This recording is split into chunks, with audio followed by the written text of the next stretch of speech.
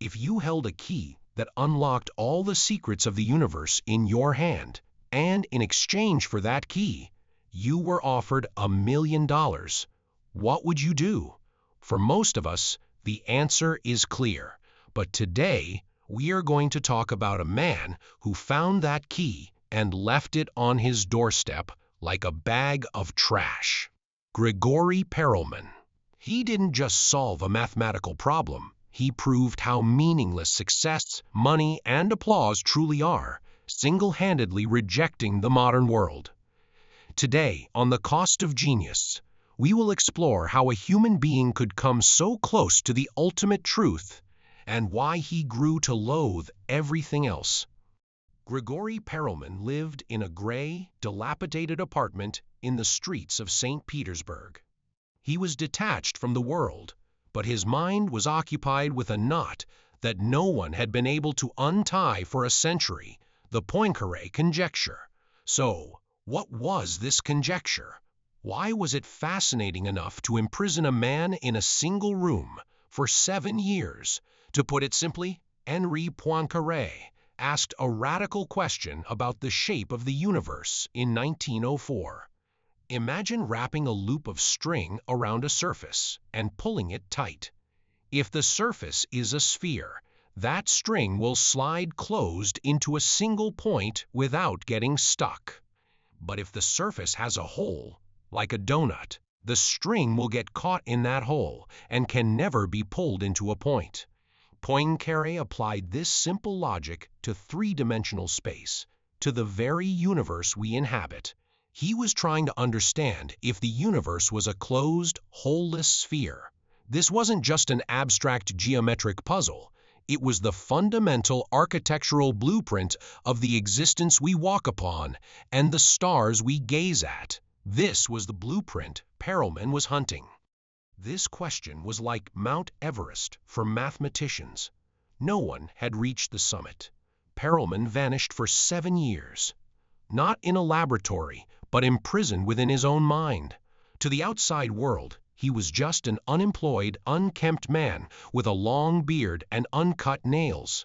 But during those 7 years, Perelman had transcended our dimension, swimming in the dangerous waters where pure logic reigns supreme. He began to examine not just shapes, but flows. Using a method called the Ricci flow, he mathematically ironed out all the deformities, bumps, and irregularities in the universe. Ultimately, he proved that even the most complex structures in the cosmos would eventually smooth out into a perfect sphere. In that moment, the massive map of the universe appeared in his mind with absolute clarity. Ambiguity was gone. Chaos had ended, replaced by total order. In 2002, Perelman quietly uploaded 3 papers to the internet. He didn't send them to prestigious journals. He didn't notify anyone. The language of the papers was so dense that even the world's most brilliant mathematicians spent years trying to decode them. Perelman hadn't just solved the problem of the century. He had breathed a new language, a new way of thinking, into mathematics. Finally, it was realized Perelman had succeeded. The mathematical world stood up in awe. But for Perelman, the real nightmare began here. He wanted to experience the peace of finding the answer. The world, however, pointed lights, cameras, and titles at him. This is where we reach the part of the story where the cost is paid. Perelman was to be awarded the Fields Medal, the Nobel Prize of Mathematics. He rejected it. "For me, the prize is having solved the problem," he said. Perelman saw that the world of mathematics, much like the world outside, was filled with politics, jealousy, and ego wars. Other mathematicians tried to claim a piece of his success. Institutions wanted to market his genius. To Perelman, this was like touching something sacred with dirty hands. Truth was not meant to circulate in such filthy palms. From that point on, Perelman began to reject not just awards, but humanity itself. "I am not a hero," he said, adding, "I just saw what everyone else was looking at, but failing to see." In 2010, the Clay Mathematics Institute announced they were awarding him the famous $1 million prize. Perelman didn't even open his door. He didn't answer the phones.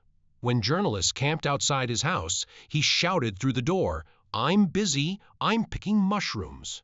Imagine a man with no money, living off his mother's pension, brushing away $1 million. Why? Because to Perelman, that money was a stain that would ruin the purity of the perfect equation in his mind. He could not stand the pricing of truth. Compared to understanding the shape of the universe, what was $1 million but a profound insult?